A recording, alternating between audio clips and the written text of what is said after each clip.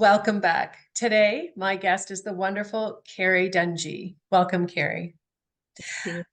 I'm really, really excited to share Carrie with all of you because Carrie and I met back in 2020, and we just what with the work that we were both interested in and where the world was going, and we had bigger questions, and we really wanted answers to just what was going on. But more importantly, what I love so much about Carrie is she questions what's going on, but then her bigger question is always, how can I help? What can I do? How can I participate? And someone who wants to participate, that is my jam. And Carrie and I have just sort of been enhancing each other's lives for 3.5 years now, and it's pretty awesome. So the one thing that Carrie is super passionate about is tiny humans and bringing those humans into the world. And, in a few minutes, Carrie's going to share her journey with becoming a doula, but also, why that was important to her. And what I do want to share is because of Carrie's background, because of her passion, we've been able to explore some pretty amazing concepts in the world of conception, in the world of exploring gestation.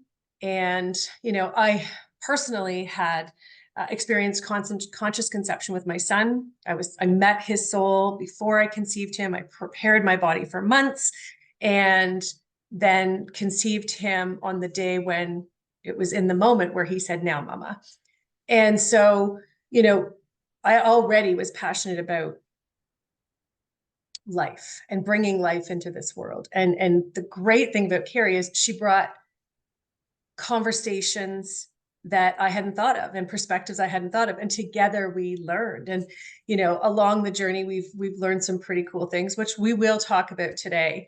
And we actually just recently, in the last couple of weeks, stumbled across the universal sort of antidote for what's the word I'm looking for, Carrie? What, postpartum depression? Postpartum, Yeah. that's the word. Yes. So for postpartum depression, and that was huge. Both of us were like, what? And that's how easy it is. It's just a matter of asking the right questions, and then the universe can answer. So, Carrie, why don't you share first, just give everybody sort of a little intro into your life, into your passion, and how you came to the place where you are. Okay. Yeah. So I have 3 children of my own. So I've been through pregnancy, birth, and postpartum 3 times. And with each subsequent daughter being born, I realized that there was something missing and that there was something more.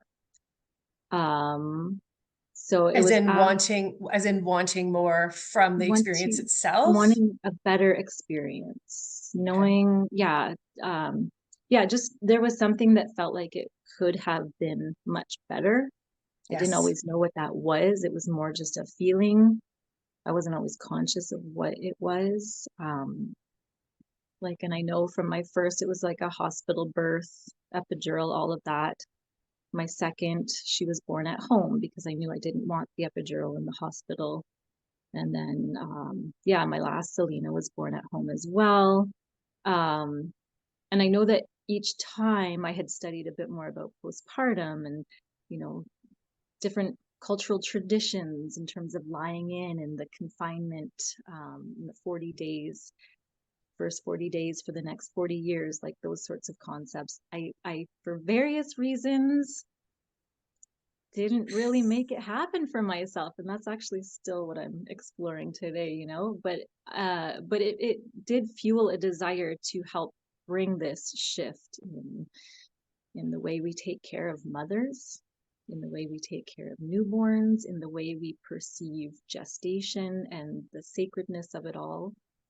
So yeah, it was shortly after Selena's birth in 2017 that I came across this post to be a postpartum doula.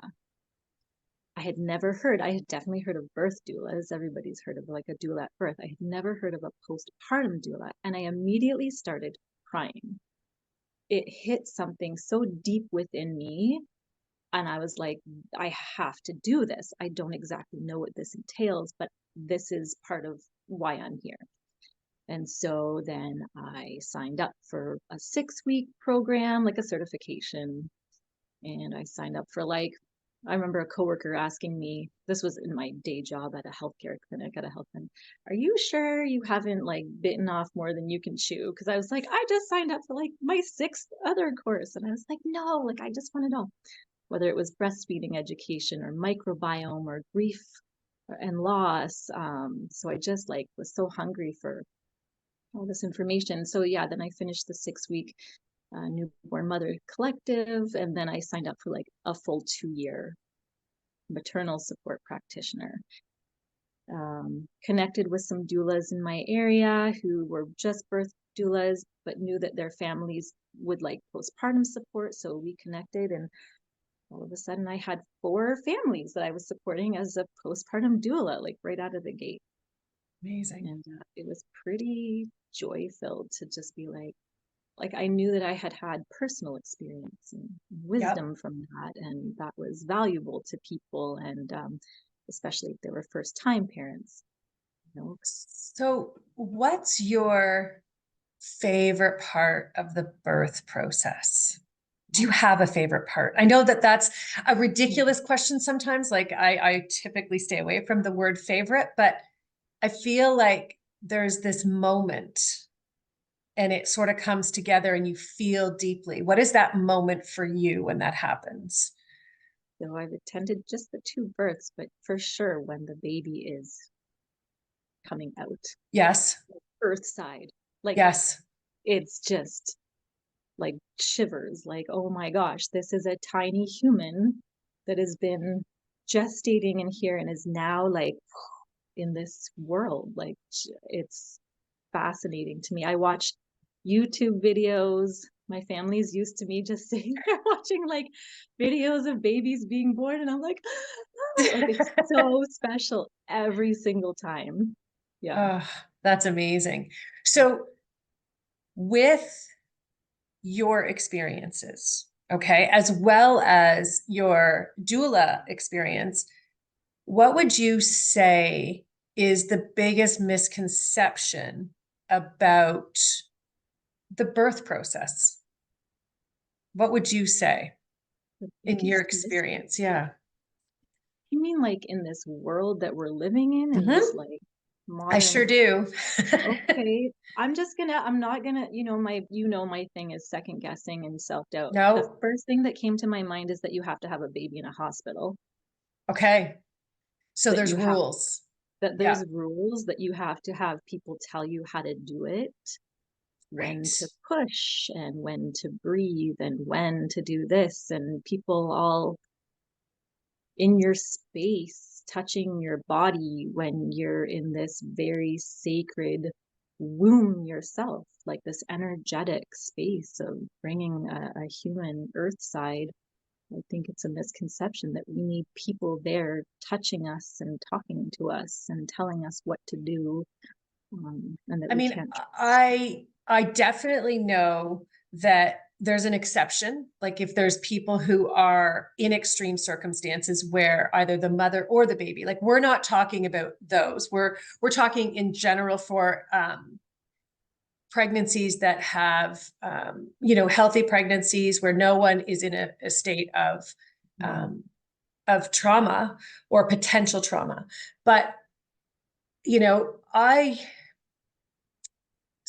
genuinely feel that the fear that is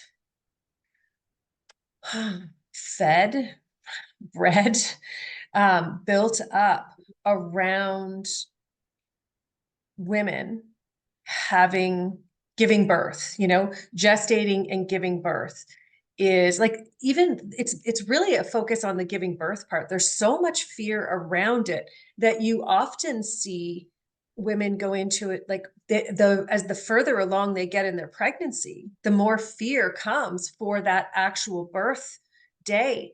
And I remember, like, I've worked with a lot of pregnant women throughout the years, a lot. I've been blessed, and it's wonderful experience. But that being said, babies who come late are typically a result of fear of giving birth, because our body's ability to hold anything, especially from fear, is unbelievable. Like, we are so powerful. And I wish, and maybe you'll start this, but I wish there was, I know that there's different things. There's hypnobirthing, which, I did study that before, and I did find it, it triggers the brain to understand what the body's doing scientifically and relax into that. And, I remember my midwife saying to me, oh, when whoever's done hypnobirthing, the babies just literally fall out. And we know that, the reality is, we as women were born to do this. We were born to give birth. Our bodies were created to do that. And I know that, some people have a hard time, an extremely challenging time getting pregnant. And, those are also, challenges that I have studied at length from the universal perspective. So, one day we'll get into all of that.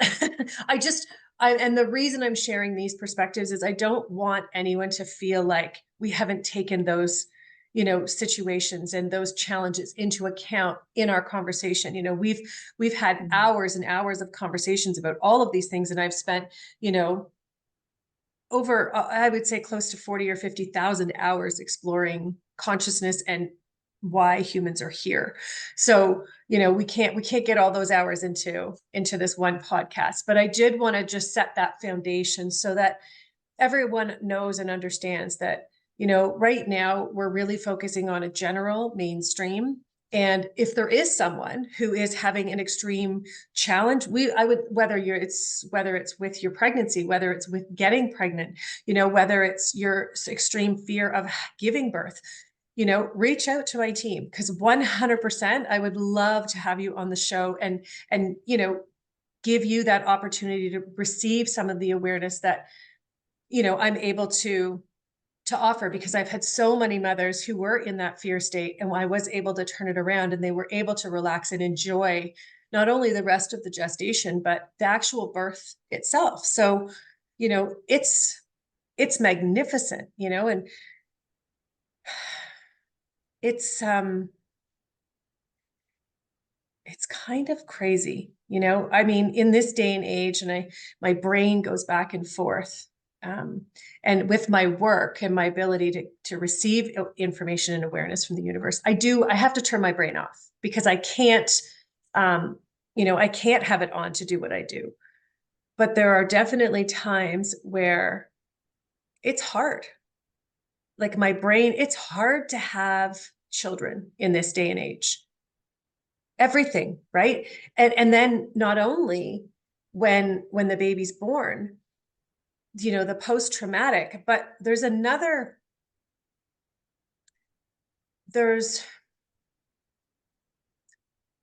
postpartum, sorry, I'm using the wrong word, but at the end of the day, the other experiences, a lot of mothers that I have noticed go into a deep fear of, like, annihilation. And this is really common, like, the world is going to end, or my baby's in trouble, and they have this, like, fear of all things. Like, they don't want to take their babies in a car. They don't want to do certain things because there's so much fear. I also find that fascinating, because at the end of the day, all of these things are natural for us to be experiencing, and yet we're taught to deal with it, to deal with it, to deal with it. And, it was really cool, because it was just a couple of weeks ago. And I know, Carrie, you had been studying food And because you wanted to, you've just recently moved across the country and you're starting up your doula offerings again in a whole different part of the country. And you were wanting to understand what you wanted to offer going forward. And we were talking specifically about food and what you were researching. Can't remember. Ayurveda. Yeah, Mhm. Ayurveda. And there was, and you were saying different things and you were saying, I don't know if this is right or if this is right. And how should I, how should I feed these mothers when I'm serving them? Like, how can I offer them the best of what they need? And it was so cool because even now, all of my friends from the other side are all here. And, it's quite fascinating because new mothers are not meant to eat meals. We're meant to eat every 30 to 45 minutes, unless you're sleeping, right? Well, if you're sleeping, you're sleeping. But when you are awake, you're meant to eat every 45 minutes is the key. And the reality is it's not meant to ever be a meal, because if you're eating meals, you're not following what your body needs, which is really fascinating when you think about it. Like they're showing me, like a fresh orange. Like you have to let your body crave and then eat what you're craving. And understanding that, and if you don't know how to do that, like if you tend to crave like chocolate and chips and that kind of thing because you're stressed, that's not, so the best way, and this is really cool, the best way to overcome it is um have in the fridge and like a bowl of different fruits, right, on the table, and then have in the fridge, you know different easy things. This is not having a whole bunch of meals prepared, and that's what they want. Yes, it is Yeah. not, because you're not meant to eat heavy big meals, because that's not what your body needs. Your body needs maximum nutrients in the most easily digested way. And it can't get that from big, elaborate, heavy meals, Mm. because then that means that your body is now going into digestion mode rather than bringing all the nutrients up, especially when you're breastfeeding. And how many women lose their hair after giving birth because they're not getting enough nutrients? It's really simple. See, So and that's another misconception, right? Like that's been normalized. And I want to go back. I don't yeah, judge. Like I'm not like no, I no, gave birth no. in a hospital. So like the majority of Yep. do. And I just wanted to put that out there too. Like this is the world that we're living in, and it's all about what feels safe for any And that's it, particular right? person. So We yeah. have to follow what feels safe and what feels right. And there's no other way. There is zero other way to do it, which is super cool. And I think what I feel is what your intention to offer is the best experience possible that fits that family, right? Like, my family was different. It was just me. I was an only parent, living in the middle of nowhere and no family close by. My family was 3-hour drive away. So I, um, I needed to be self-reliant. I needed to set my life up in a way that served me. So it was not about having my partner there to make me food, to bring me this, to take care of the baby so I could rest. That wasn't it. And I think that a lot of people get, especially new parents, and I see this regularly, is, you know, it's exhausting.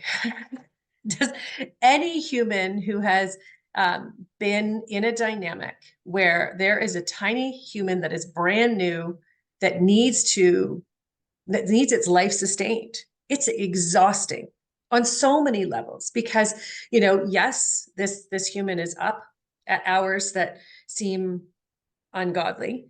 They're going through things that they can't communicate, and the level of stress that comes from that alone, worrying if you're doing the right thing, if you're not doing the right thing, is, it's terrifying. And that vibration that we put out into the world, it makes us second guess our instincts.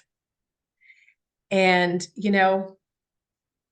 I know there's a lot of adoptions. I know there's a lot of exceptions to the rule, but for the most part,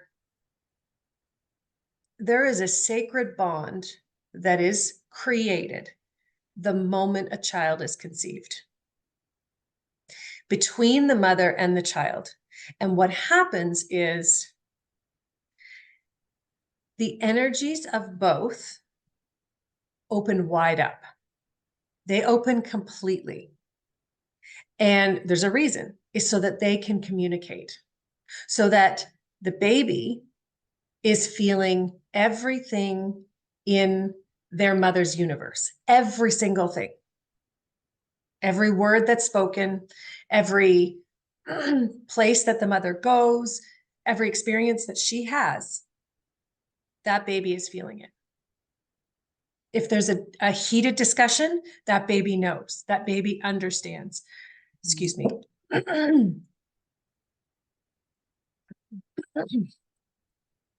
And so because that happens, and then on the mother's side, it's a completely open connection so that the mother knows what the baby needs as well. Okay, so here's the really cool part. We know what our bodies need.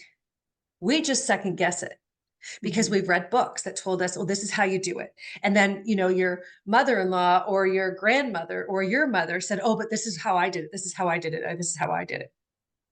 I mean, just look at what, pregnant mothers crave, right? Everyone has cravings and no one's cravings are the same. I mean, they may be somewhere, but your cravings are yours and they're based on your story. And at the end of the day, it's understanding that this connection is the foundation for that child's whole life. And most people don't give that the honor it deserves. They're like, oh, the baby's not here yet. We can still say whatever we want. We can still do whatever we want. It doesn't really matter. But I'm I'm here to disagree with that. And at the end of the day, what they're saying is this is the foundation of that child's self-worth as a human being in the world. So if you think back to your self-worth, this is the coolest part, right?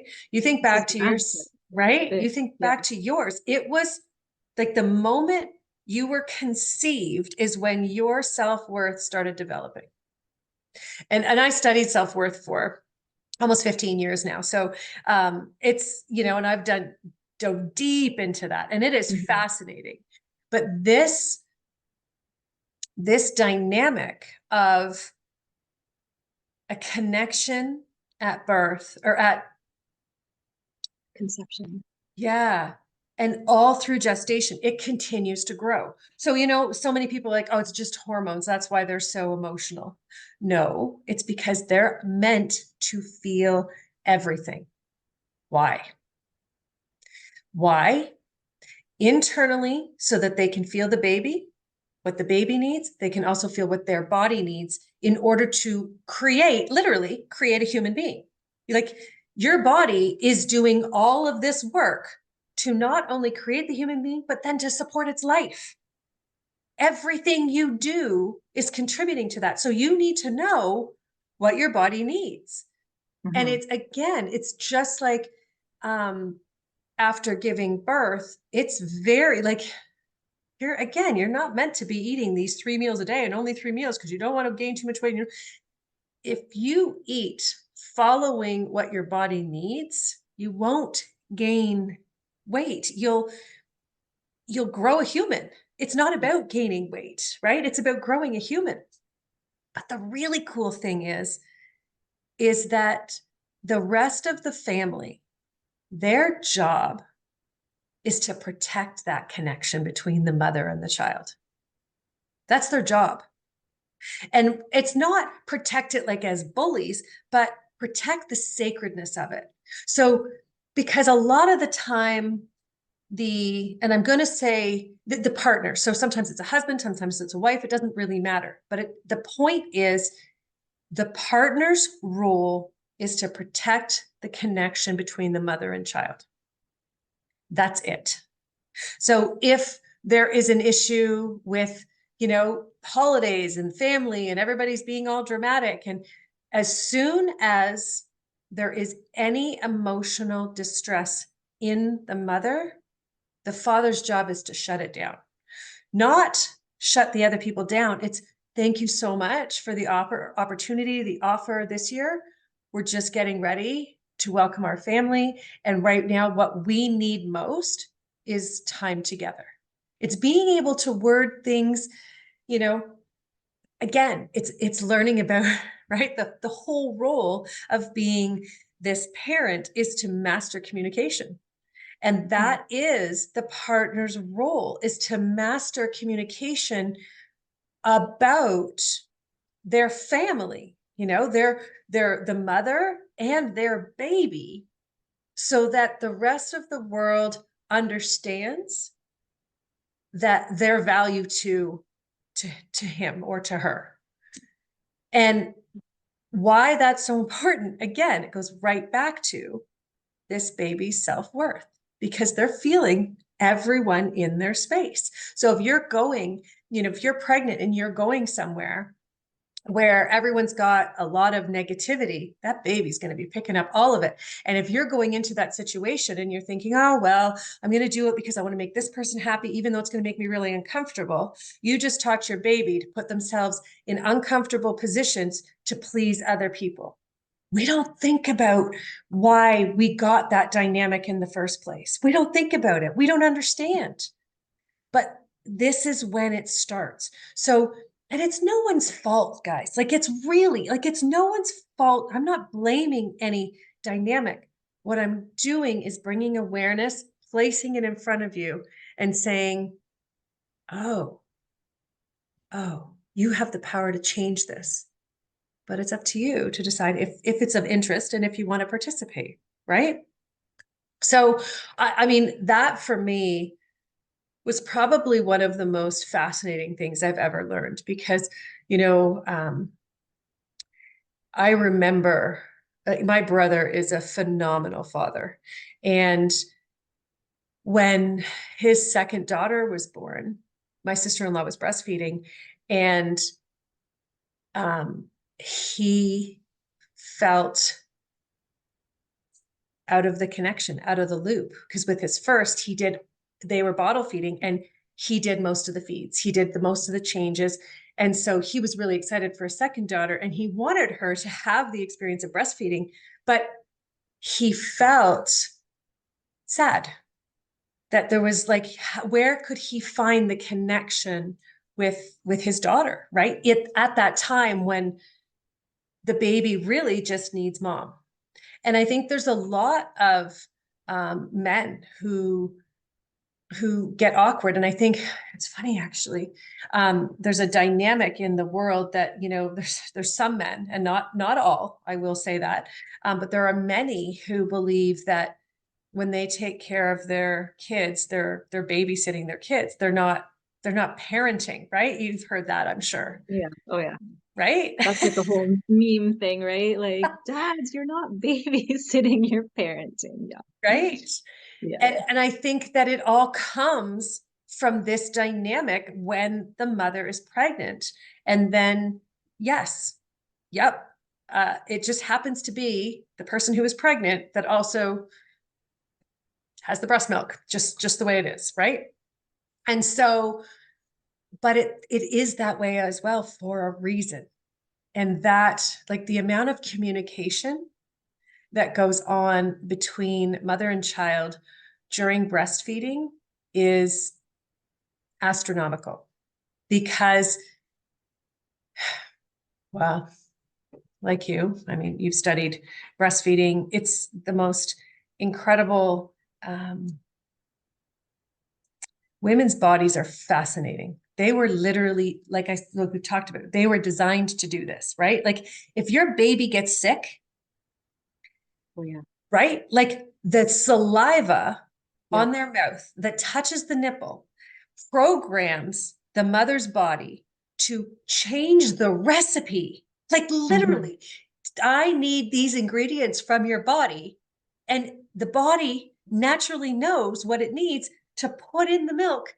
And Yeah. I've seen it, right? Like the color of the milk changes. Like, Yes. isn't it Yeah. fascinating? Like dark orangey, like a Yes. beautiful russet color almost, right? Like, It's amazing. It's right? like it's yeah, out of this world. It really is. Like I remember even when I wasn't feeling all like sacred conscious, but still seeing that difference and being like blown away. Right? Like my body and my baby are communicating to this level that the chemical composition is being changed based on what my baby needs. Like, yeah.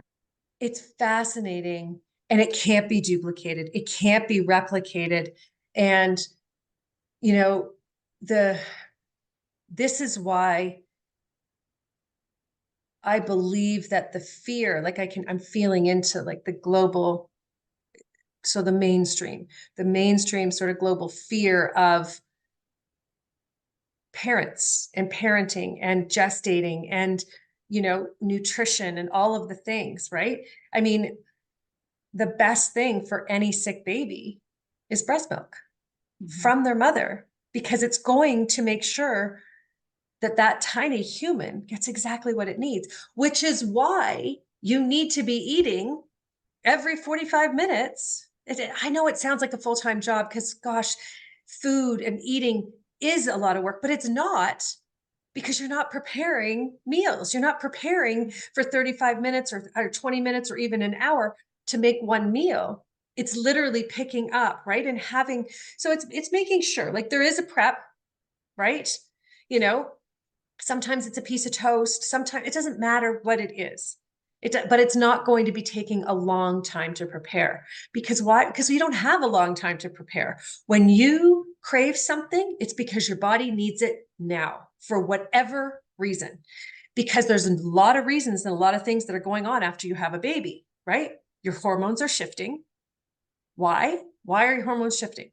Because, and they're just showing me, literally neuro pathways are literally triggering all of these cells in your body to do all of the things that it needs to do because it knows what it needs to do, right? So, you know, your hips, like our hips have to considerably shift in order to allow a human to get out, period. It's just, but it happens naturally for the most part. Sometimes it doesn't. And again, a lot of the times, either physical trauma has occurred and it's shifted something. And it could be something from our childhood that we didn't even realize happened, but it's impacted it. But for the most part, or it's fear, because fear is super powerful, right? And it will block anything, just like I was saying. Like I've heard of babies weeks and weeks late. Um, I remember this one. Anyways, it was fascinating because the I had worked with the mother a few times, and then of course she was late. The baby was late in coming, and I remember one in the middle of the night, the baby came to me and he's like, please, can you tell my mother she has to know this so I can be born? And I was like, and at that point I knew she was in the hospital. I'm like, oh, it's not like you can just walk up, knock on the door and be like, hi, I'm here. Like she was a client that I had worked with a few times, right? So no personal, anyways. And I explained all the things that the baby wanted to share. And it was really funny because I'm like, okay, I'm going to send it to her and she'll get it when she's meant to. And if she's meant to get it before, she will. Well, it turned out she replied a few days later and she's like, I was actually, uh, they had to break her pelvis um, to get the baby out because there was so much fear.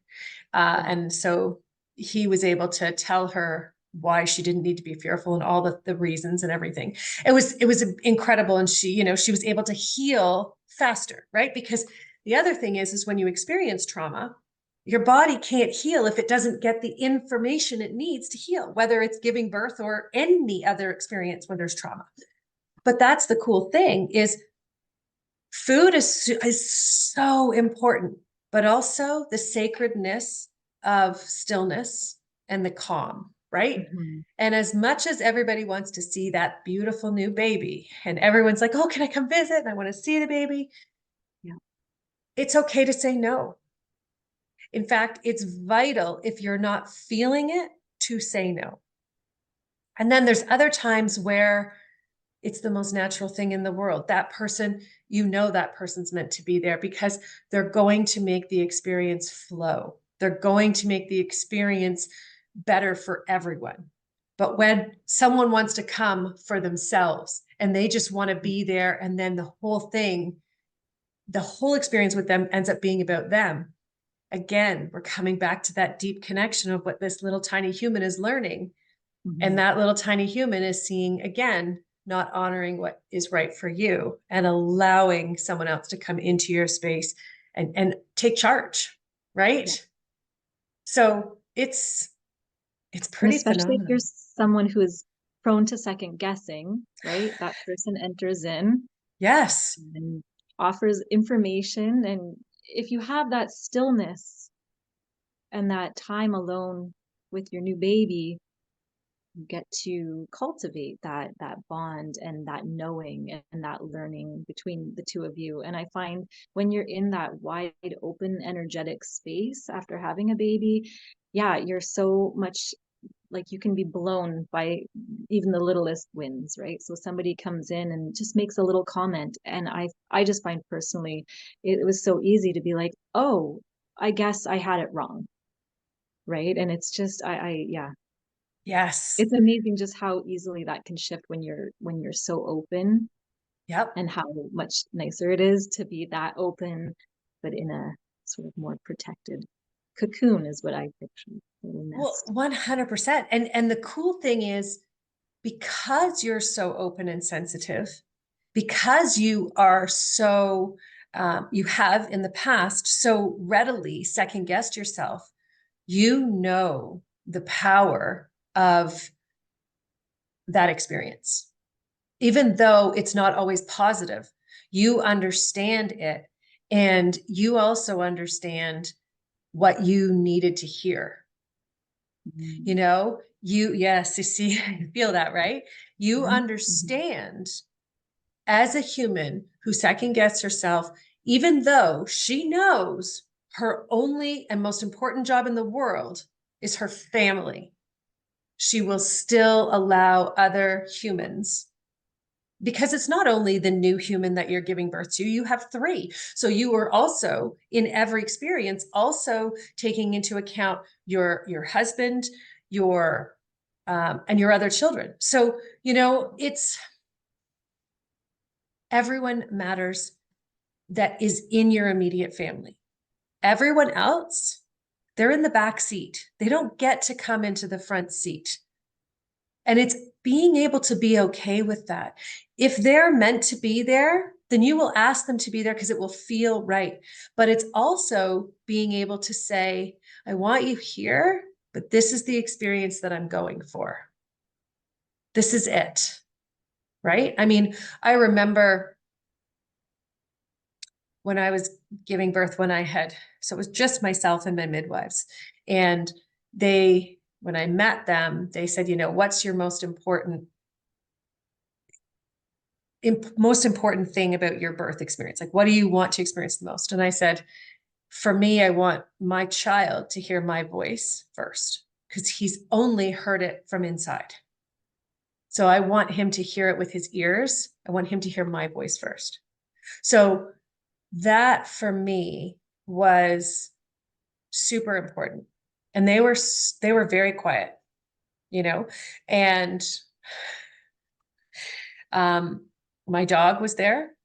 My cats were right there. It was, you know, it was beautiful because everybody understood, oh, that's where he came from and he's part of our family, right? Like it was just, you know, everyone was there and yet it was just me. Mhm. So it was beautiful, you know, and I think when we're preparing, like as parents, we need to reflect more on what is the most important to us. and then holding the space to make that the reality, not holding the space in fear of what if it doesn't happen? What if it doesn't happen? What if it doesn't happen? How can I, what if this person does this, then it's not going to make it happen? Because that's what we've been taught to do. Go to the fear side of it instead of the positive, right? Which is what I also really enjoyed about the hypnobirthing, is it really does focus on the positive side, which I really enjoyed. But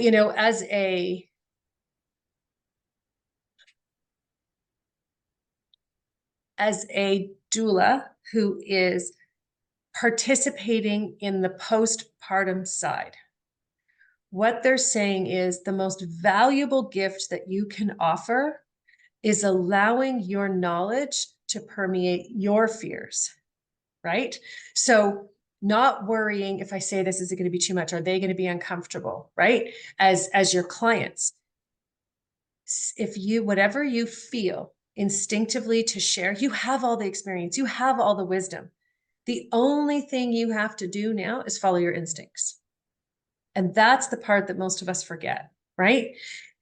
And what they're saying, what they're sharing is you have such a powerful ability to bring human life into reverence. Very specific, Carrie. And reverence means it's like a holy state. It's that you allow the family to revel in that sacred state of being rather than doing a whole bunch of things. And that's a gift that most people don't have. They don't understand. Whereas most people are like, okay, here's a list. You need this, and you need to do this, and you need to get this done, and you need to have this and this and this. You're like, okay, let's strip it all back and let's get rid of anything and everything that's not important. I remember the list from my midwives of all the things I had to have. And of course, everybody, I had my son I turned 39 2 weeks after I had him. So, I was at that place in my life where most of my friends had had kids, family had had kids. And so everybody gave me all the things. I had the bassinet and I had the crib and you name it, we had it. And I would say we used the crib one time. I bought all lovely new organic sheets, everything. We used it once. And he cried the entire time and I was like, never again. The bassinet was okay for during the day, but he didn't really ever nap away from me. He wouldn't sleep if he was not touching me. There's a lot of different, every baby is different. And for me, I would say the only thing that was like, if I was doing it again, would be the number one thing would be a baby carrier for everything. Like everything. The moment, I think I had one of these little teeny ones, but it had no back support. So as soon as he turned 3 months, that was useless. And then I got one of the good ones, like the soft fabric ones with the back support. I wore that. He was in that one until he was about 2.5. And then I had to get a toddler one till he was 4. But the cool thing is it did everything. Like when you wanted to go for I walk the dog every day, walk the dog, right? Clean the house. Yeah. I could go pee. Yes. Everything without needing to put the baby down. Yeah. The other really cool thing is when he got sick, skin on skin, right in there. Yeah. And because that's, again, right? We've built that connection during gestation, wide open.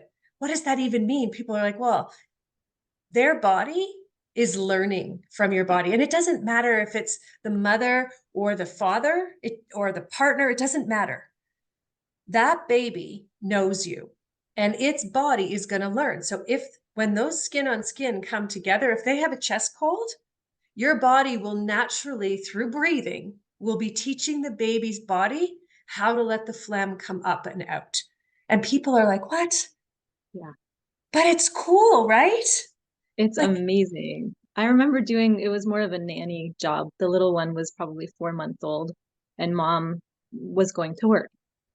And and she came back from work, and I have my own sling, and I have a couple different baby carriers that I just have in my Yeah.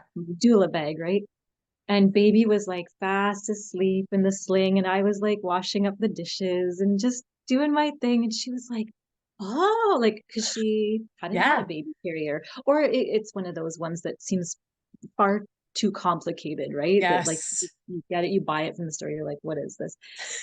But baby was just so comfy. And yeah, I wore my last two babies. I didn't know about baby wearing with my first, See? but yeah, Yeah. it's a I didn't know it at the game beginning either, changer. but they're a It's a game game changer. changer. And yeah, and right. And I also like when I picture it, like this is your heart and baby's right Yep. here, right They're, next to your and heart. that's Like the, you're home. You are yeah, home. And that's kind of what I have a friend that just had a baby, and I've said that to her a couple times. Well, this is her fourth, but still, doesn't matter. it still We're always shifts learning. everything, right? And it's so important to remind her, you are this baby's home. You are Yes. this baby's home, like for a long time. Well, and that's even like, even with animals, like mammals, the Mhm. same thing. Yeah, Babies sleep with their mommies, right? yeah, And this, and being North American culture, both of us, it's North America, and not very many other places in the world that babies and parents are separated, right? yeah. Like it's again, and the thing here is it's become the culture. So what happens is if you're not eating properly, if you're eating regular meals, you're still trying to make these big meals for your family, right? And then all of a sudden, this baby is needing you constantly, constantly, constantly. You're exhausted. And then you get Mhm. resentful. And then you get Mhm. frustrated. And then you start to have these dark thoughts, and a whole bunch of other emotions are coming in. It's because you're not following your instincts. You're trying to do everything and be super woman, and the Mhm. reality is you already are superwoman. You literally created a human being with your body. It's And yeah. why is that not enough for you? Like on the outside stuff, and that's the thing, right? Like it's really being able to be like, yep, I remember uh I think my son was maybe 3 weeks old, and my brother came to visit, and I had a golden retriever at the time, and area rugs, and the area rug, like Mhm. my brother noticed it. My sister-in-law was like, it's really bad. Like I had milk fever, which I never even heard of before. It was crazy. I was in a fever state for the first 3 weeks. I passed a piece of placenta 2.5 weeks in. Are the two I related? Is that what causes milk? Oh, What I is that? don't know. Well, what would happen is I would get engorged, and then I would have not enough supply, and then I was engorged, and then I had mastitis. In the Oh, first 8 months, I had it 3 times, and it was, I mean, it's not comfortable, but again, you keep understanding what it was and what was going on in my body, because again, I didn't know about all these things at the time. Now I've researched so much more. That's why we have experiences, and we're meant to research, but excuse me, we go, there goes my voice. Yep. But we're sound like a frog. But we're meant to have these experiences so that we do start to question, right? And then, I mean, as humans, we have the capacity to get the answer right away. But then, of course, we go into the million things of self-doubt. And mhm. so it's understanding that, I mean, the last thing on my mind was vacuuming my house, even with golden retrievers and dogs. So my brother came, and, they were like, whoa, and he was like, we need to get the vacuum out. And I was like, yes, please. Right. Like, Yeah, thank you. yeah. It wasn't even a yes, please. It was just thank you, because they just did it. Right. But it's understanding that it was not a priority, and it didn't need to be a priority. And again, if people are coming over to my house during that time, they're only people who I choose to have in my bubble. So Mhm. I'm not going to be sitting there thinking, oh my gosh, I can't believe the carpet's like this and these people are coming over. The only thing I'm thinking is, these people, I get to introduce them to my new tiny human. That was it. That was it. So it's really, it's about creating a space, like your job as a doula. And yes, it's postpartum, but it's understanding that the foundation of what you're offering comes beforehand. The foundation comes beforehand. So the service is going to come during and after. So during the, when it gets closer to the birth process, and then after, obviously, that's going to be what's the greater service period. But the foundation, which is the most important, comes before. So this is like, 3 to 6 months into the pregnancy is when you want to have the most contact with your clients.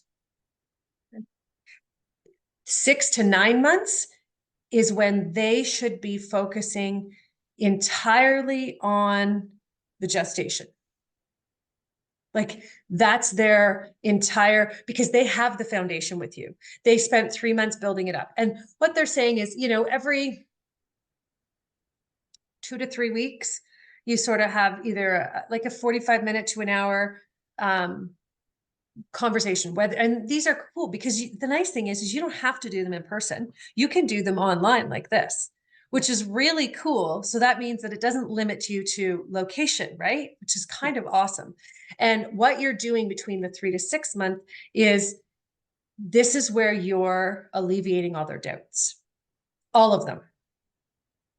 So you're helping them discover what's the most important thing for their actual birth experience, like for both of them, for everyone that's involved, for the other children, and for the parents. Okay.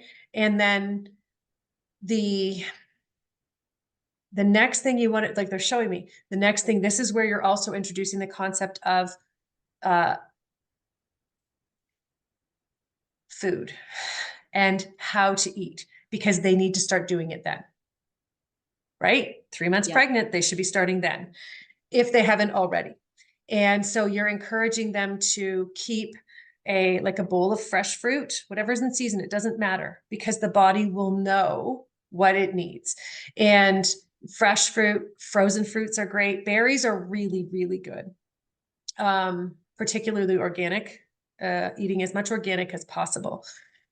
Because the more organic, so pesticides and chemicals, what happens is they attack cells, right? So, which is why the pests will not survive, right? So, or they'll spray it and the pests won't come and eat it because they don't want to die, because they have just, the thing is that they have the same organic cells that we do. They just have a lot less of them. Mm-hmm. If you think about it that way, it really makes, it helps you understand why organic is so important. Okay. And so berries are really good, like high, densely nutrient food, right? But again, don't worry about needing superfoods and all of these things. Like, don't do that.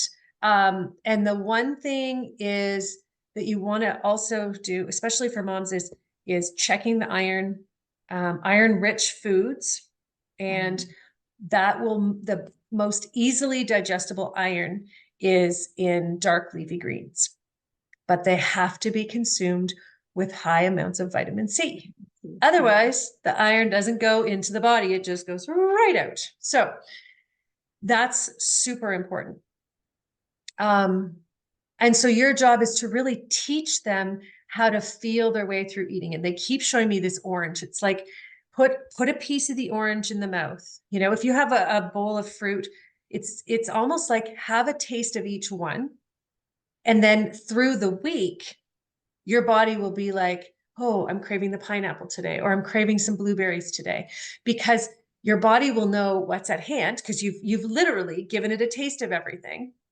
And now it's like, oh, this is what we need. This is what we need. So you're not eating meals. If you're like, oh my gosh, I need more, eat more, but don't worry about needing to create elaborate meals. Less is better, but it's not less quantity. It's less, fabrication, less making it be all perfect. It's really allowing yourself, your body, the time it needs to get comfortable with receiving nutrients in their simplest form and ingesting them. Because then once you give birth, your body's going to know already that pattern. So that's why that 3 to 6 month period is that eating is vital, and mindset, in the sense of, recognizing the connection between the mom and the baby, and then giving everybody else in the family their role. So they understand that their role is literally to protect that connection, but also that anything that happens within that area of the baby, that baby's feeling it. So even if something happens outside the home, but people come home upset or angry, it's making sure that the anger is communicated in a respectful way. Okay. So you're going to be teaching people how to communicate in the family, because it's understanding that they're cultivating the self-worth of that tiny human. Mm-hmm. And, it's understanding that that's the gift you're giving them, is cultivating self-worth from the time of gestation. Because in the day and age that we live in, our self-worth develops by the time it's 13. And then after that, we have to go back and fix everything. And if you didn't fix it right from the beginning, then it will never be healed, which because you've been in my program for healing self-worth, that it's a year-long program. And actually, we're just finishing it this week, which is kind of phenomenal. So Carrie has incredible insights and awareness into self-worth in particular as well, which is really cool, because all of that wisdom now you can pass on to your clients in this capacity, which is very, very cool. So 3 to 6 months is food, priorities, and connect and honoring that sacred connection. Okay. 6 months till birth is just continuing to cultivate a sense of joy. And allowing them to discuss their fears, but also reminding them that their body is made to do this, right? And it's also making sure that they know it's okay to not talk to certain people because they trigger their fears.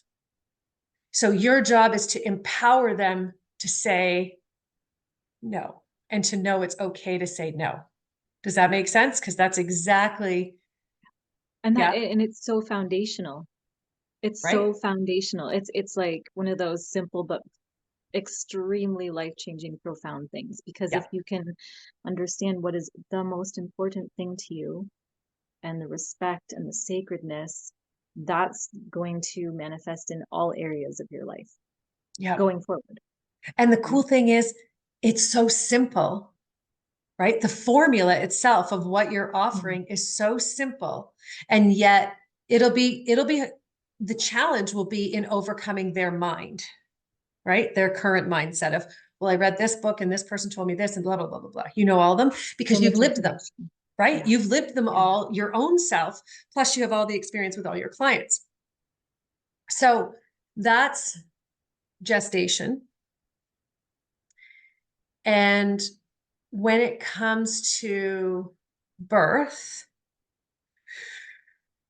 okay, so this is going to sound hilarious, but I keep seeing pineapple. So, there is got to be some enzymes in pineapple that are extremely healing for new moms. There's something there. So, and fresh pineapple. If in lieu of fresh, frozen is better. No canned, never canned, never canned. I know that pineapple, it's got like digestive enzymes, a lot of but this is cellular, it's cellular regeneration of particularly into the reproductive organs and the whole pelvic area. It's really fascinating, actually. Yeah. So fresh fruit, high density of fresh fruit, especially in that first week. That would be the Mm. most important thing. Um, yeah. Yeah. Especially for breastfeeding. It is going to be key. This is where a lot, this will help milk come in and flow. The pineapple is number one for that too. Isn't that Wow. cool? Yeah. Pineapple, peaches. Yeah. Mango? Nectarines, mango later. Mango is like really healing food. So it's a cooler fruit. You want high energy fruit, which is funny, right? I mean, I've never thought about fruit in these ways. And so it's So when they're cool. Yeah. showing me, it's really cool. So yeah, it's pineapple, peaches, berries again, blueberries. But I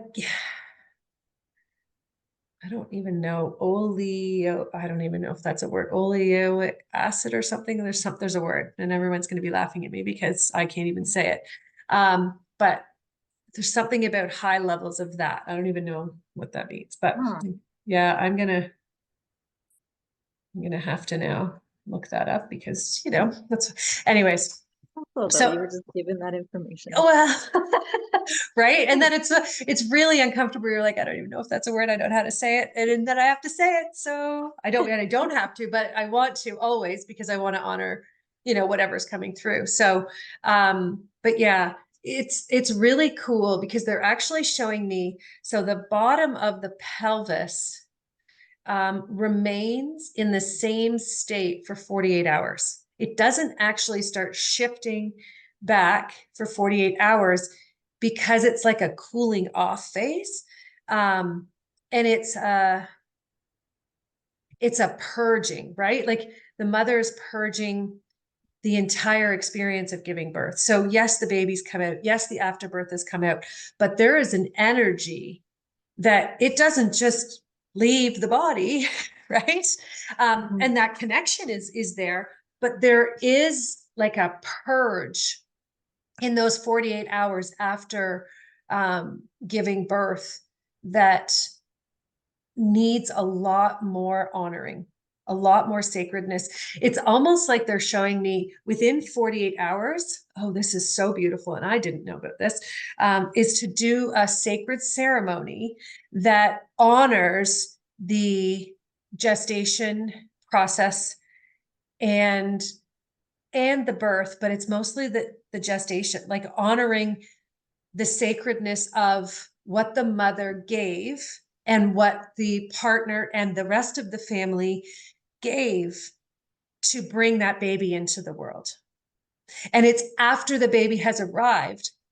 So it's almost like it doesn't have to be it could be really simple, like you could be giving the baby a bath and you could be sharing it, right? Like that. It's almost like 48 hours after birth, and then you would give the first bath. And sometimes you may not do it for 2 or 3 weeks. It really depends, but they are showing it something around water. So you could even just put some water on the baby's head, but very like gently, and just everyone's sort of, you don't even have to put the baby on the water, in the water, because I can see it. It's like a bowl of water with flowers on the top, just flower Mm. petals.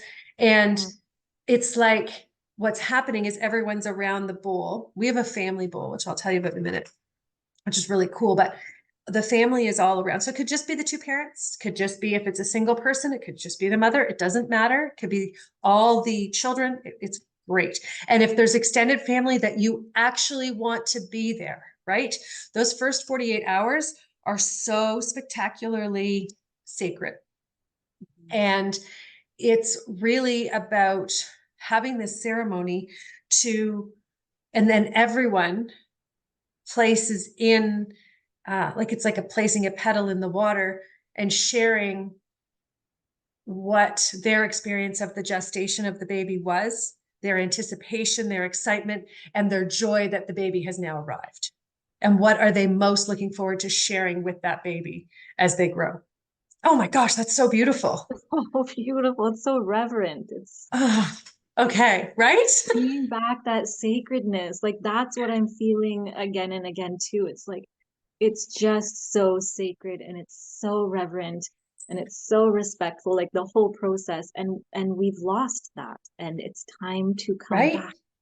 We've lost it. And then as a result, we lost our self-worth, Yes, right? Like it's a that domino. was, Yeah, yep. yeah, I'll never forget that. It was like 2011. And I was like, I remember asking the soul of the universe, like, what's humanity's greatest challenge? And when they said self-worth, and then they showed me all the things that have happened in the world as a result of lack of self-worth, there would be no war.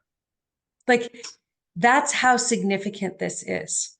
yeah. There would be no war. You wouldn't need governments. You wouldn't need anything, Yeah. because self-worth is naturally something that grows within all of us, but we've been taught to ignore it. We've been taught to not honor it. And Mhm. we've been taught that it's not sacred. It's just something you deal with. That's a part of life. How many times does someone say to you, oh, well, just deal with it. Oh, you'll just figure it out. Right? That's how we've been taught, like Yeah. just brush everything off. And so this foundation breaks that chain right from the beginning. So this gift, like you can see, it's magnificent. Like I am so excited that you're doing this. So excited. Oh my And gosh. I've And always I, felt that it was more than just, the main question of new moms is this normal? Is this okay? Or like, does this poop look okay? yep, Does baby cry sound okay? And I get it. I was that yep. mom, and that's just the way it is Well, we as all a do it, parent. right? We don't know. But I've always known that I'm meant to offer something more than yes, mustard color poop is Is right, like normal. it's Yep. normal. And this many people say, but it's something much more foundational. So thank you. You're welcome. And, I feel like, um, you're going to have more questions as you cultivate your practice, right? And you have more experiences with clients, and all of a sudden you're going to be like, okay, now I'm ready to offer more. And that's when I want you to come back. Call me, sorry. A thing on my desk. I was like, what the heck is that? Sorry. Um, but come back, please come back, and we'll do another one, right? I want to, this is information that I believe it's it needs to be out in the world, and there needs to be people like you who want to facilitate this for humans who don't know yet, don't understand, who want to be guided through this part of their journey, and that is why it's so passionate for you. It's a calling, and you're meant to. And that's where they say start. You want to really build that relationship. Your clients, they need to be in with you by 3 months of gestation. I mean, if someone comes at 9 months, you're not turning them away. It's just understanding that it's not going to be the fullest experience possible because you didn't have as much time, but you still know the most important things are the connection between the family, food that the mother is eating, and, you know, honoring what's the most important priority in your life, period. And everything else comes after that priority. Everything.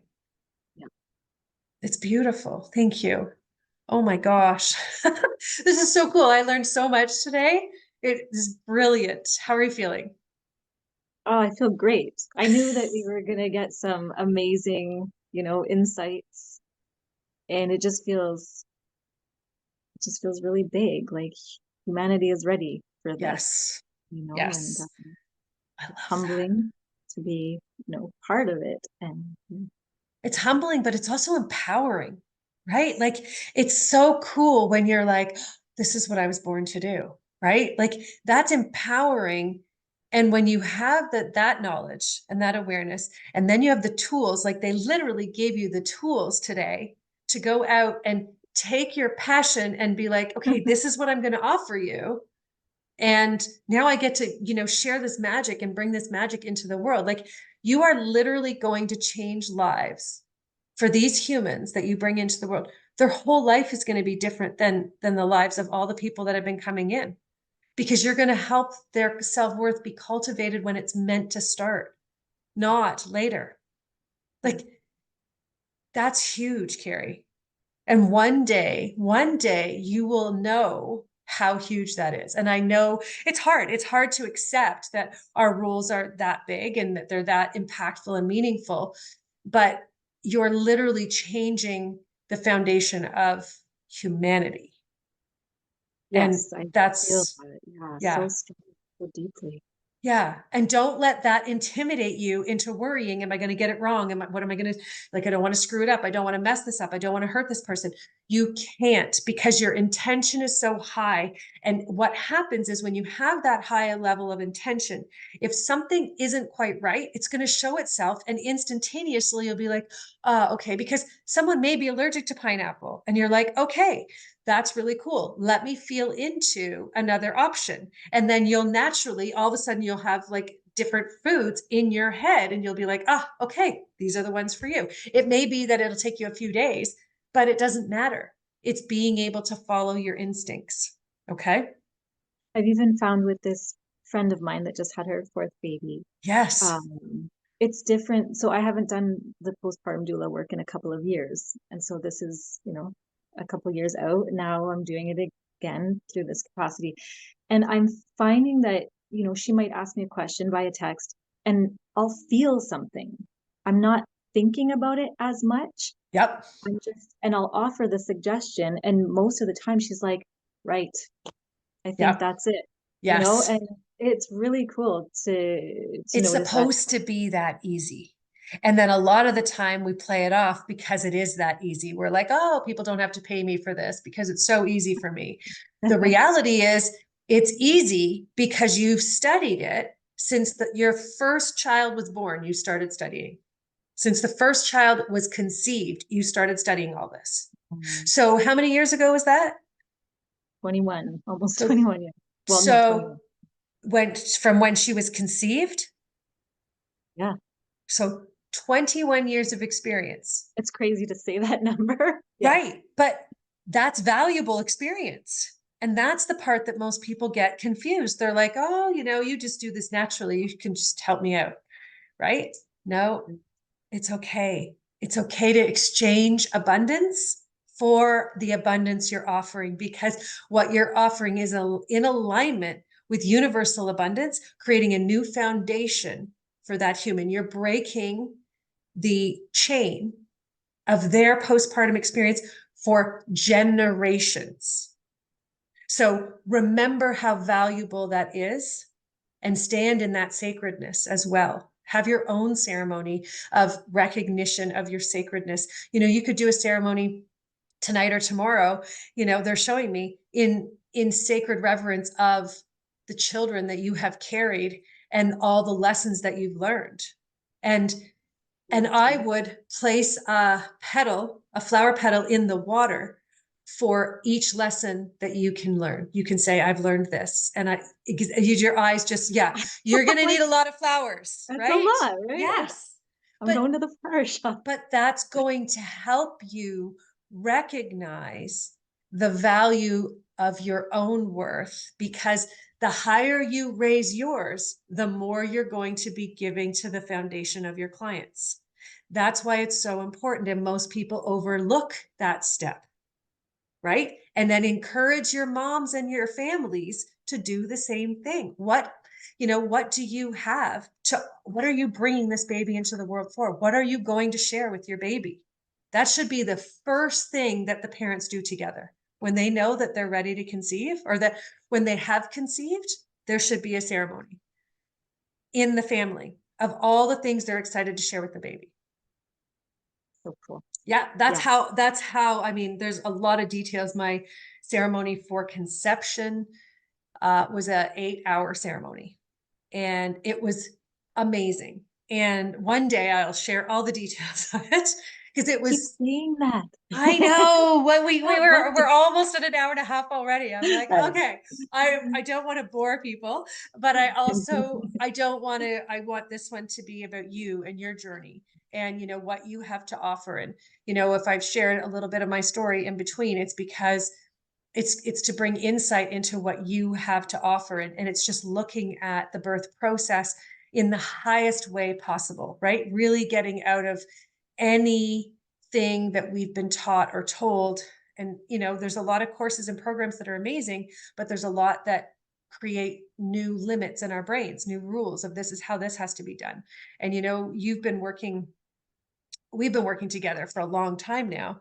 And you've really learned a lot about those rules and how they come to pass. And you're so much more confident in feeling like you're incredible in your ability to feel incredible.